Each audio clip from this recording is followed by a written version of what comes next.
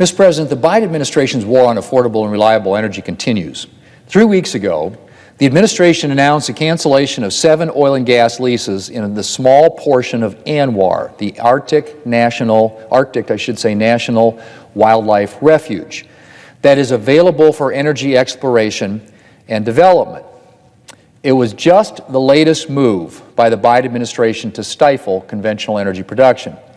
Mr. President, in his State of the Union address this year, the President acknowledged, and I quote, "We're going to need oil for at least another decade and beyond that," end quote. Now let me just repeat that, Mr. President. And again, these are President Biden's own words. We're going to need oil for at least another decade and beyond that. Well, in this case, the President's right.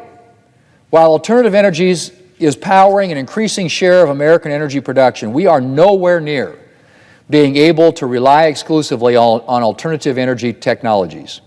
We are going to need conventional energy for quite a while yet. And Mr. President, the best way to get that conventional energy is by developing the United States' abundant domestic resources in an environmentally responsible way. But the President's anti-development strategy seems designed to force us to remain at the mercy of producers like OPEC and to rely on expensive imports from sometimes dangerous or unstable countries and regions. Mr. President, there are multiple problems with relying on foreign sources of oil, not the least of which is the potential for our oil dollars to fund oppressive regimes. But even leaving that aside, depending on foreign oil sources threatens the stability and affordability of our oil supply. You only need to look at the energy challenges and soaring costs countries like Germany have faced in the wake of Russia's invasion of Ukraine to recognize how perilous it can be to rely on another country for energy. And anyone who is concerned about the environment should recognize that oil and gas production here in the United States is likely to be substantially more environmentally friendly than a lot of foreign production. Mr. President, the President's war on domestic production isn't the only dangerous element of his energy strategy. Also of deep concern is the President's apparent determination to force Americans to adopt electric vehicles on a broad scale within the next decade. This is happening, friends. Republicans in the House of Representatives are finally working together with President Biden as a government shutdown looms. But Democratic lawmakers are worried about how the massive spending cuts will affect important agencies like the IRS and relief programs. So if action is not taken, benefits may begin to be cut. So please make sure, friends, that you watch until the end of this video to learn more about this. Also, every Friday, I will be announcing winners for the Walmart gift card giveaway. My friends, please make sure that you enter the giveaway by clicking and liking several of my videos, and then comment below the keyword of each video that you watch. The more videos that you comment on, friends, the greater your chances of winning the giveaways.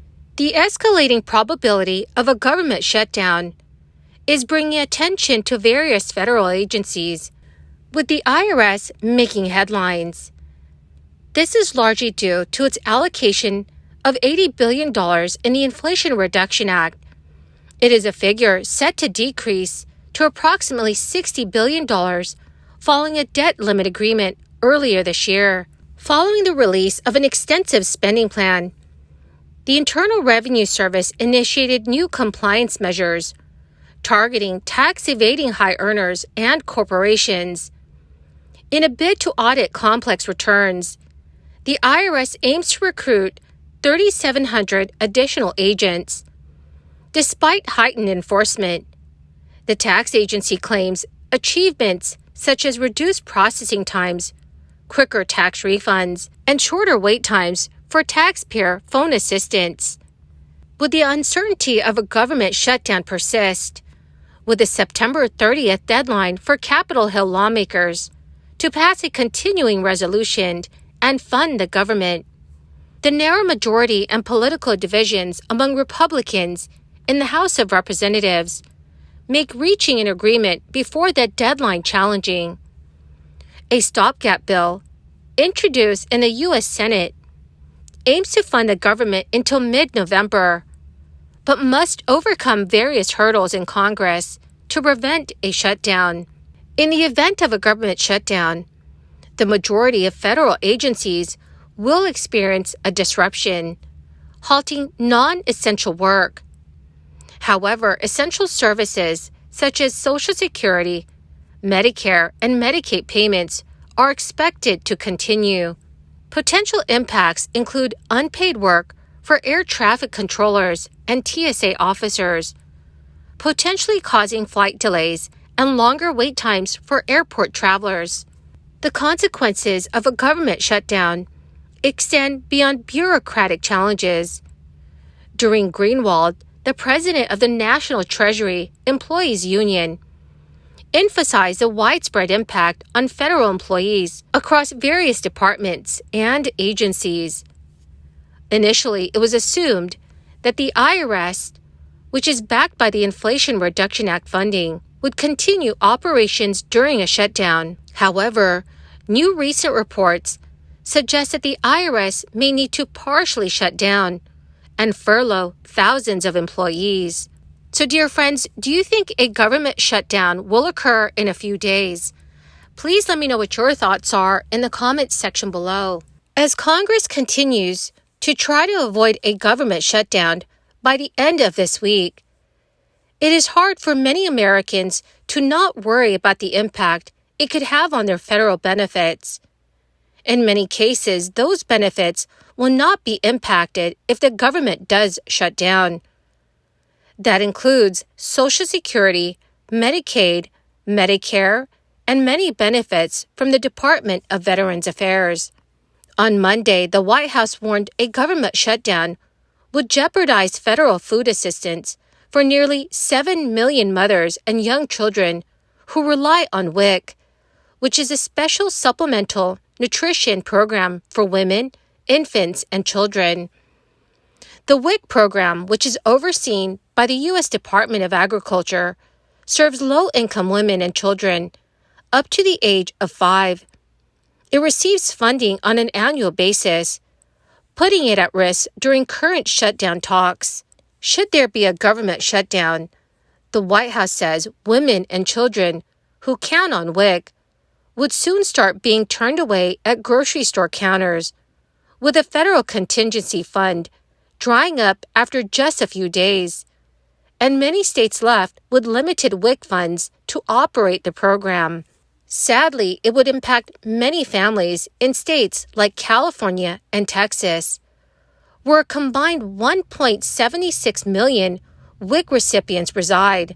During a recent press conference, Agriculture Secretary Tom Vilsack said, "WIC expires or stops immediately in the event of a shutdown. The department does have a contingency plan that could provide funds for a day or two." Vilsack also noted that some states may have access to additional funding, which could keep their programs running for slightly longer. Right now, there is no clear path ahead as lawmakers return with tensions high and options limited. The House is expected to launch an evening vote on a package of bills to fund parts of the government, but it's not at all clear that McCarthy has the support needed, as holdouts demand steeper spending cuts. Well, my magnificent and most marvelous friends, that is the end of my daily stimulus update video for today. Dear friends, thank you so very much for being part of this community. To say thank you and to show my appreciation, every Friday I will be announcing several winners for the Walmart gift card giveaway. If you would like to enter the weekly giveaway, friends, please click and like several of my videos, and then comment below the keyword of each video that you watch. The more videos that you comment on, friends, the greater your chances of winning these giveaways. Thank you, and have a wonderful and very blessed week.